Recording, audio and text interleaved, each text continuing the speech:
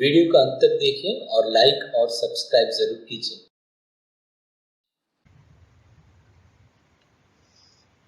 इस वीडियो में हम उस कंडीशन को पता करेंगे जिस पर given pair of linear equation का unique solution, infinitely many solution और नो सॉल्यूशन होता है, या किस कंडीशन पर लाइंस इंटरसेक्टिंग होती हैं, कोइंसिडेंट होती हैं और पैरेलल होती हैं।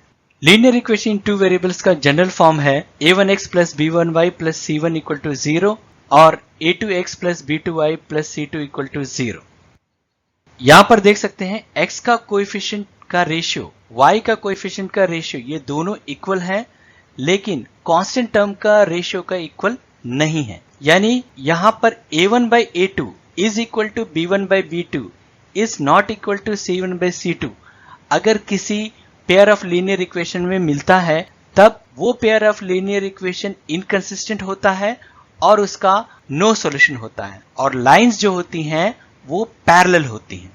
यहाँ पे हम देख सकते हैं कि x का कोएफिशिएंट का रेशियो और y का कोएफिशिएंट का रेशियो वो दोनों इक्वल नहीं है। यानी यहाँ पे a1 by a2 is not equal to b1 by b2 मिल रहा है। यानी इस तरह का कंडीशन अगर किसी पेयर ऑफ लीनियर इक्वेशन में मिलता है, तब वो pair of linear equation consistent होता है और उसका एक यूनिक सॉल्यूशन होता है और लाइंस इंटरसेक्टिंग होती हैं। यहाँ पे देख सकते हैं कि x का कोएफिशिएंट का रेशियो, y का कोएफिशिएंट का रेशियो और कांस्टेंट टर्म का रेशियो सभी इक्वल आ रहे हैं। यानी यहाँ पर हमें a1 by a2 equal to b1 by b2 equal to c1 by c2 मिल रहा है। तो इस कंडीशन पर जो पेयर ऑफ लीनियर इक्वेशन है वो कंसिस्टेंट और डिपेंडेंट होगा और उसका इनफाइनाइटली मेनी सॉल्यूशंस होगा, और यानी लाइंस यहाँ पे कोइंसिडेंट होंगी।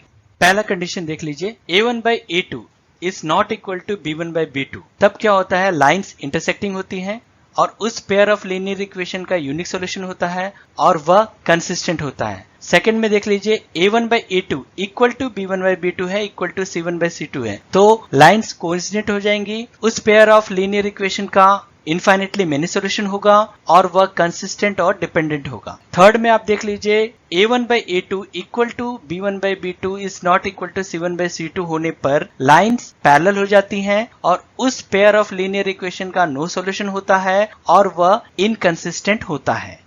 If given pair of linear equation consistent है और उसका नो सॉल्यूशन है या लाइंस पैरेलल है, तो उस पेयर ऑफ लीनियर इक्वेशन में हमें a1 by a2 equal to b1 by b2 and not equal to c1 by c2 मिलेगा।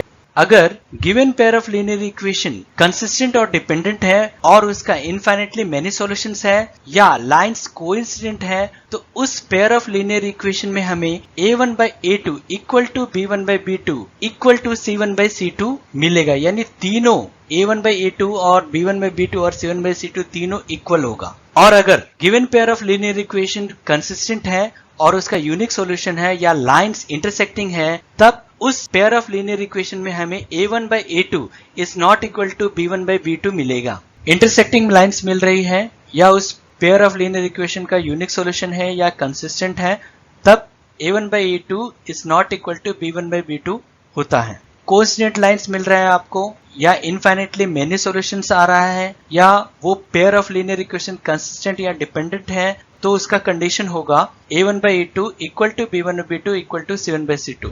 अगर लाइंस पैरेलल आ रही हैं और उस पेयर ऑफ लीनियर इक्वेशन का नो सॉल्यूशन है या इनकंसिस्टेंट है, तब कंडीशन होगा a1 by a2 equal to b1 by b2 and not equal to c1 by c2।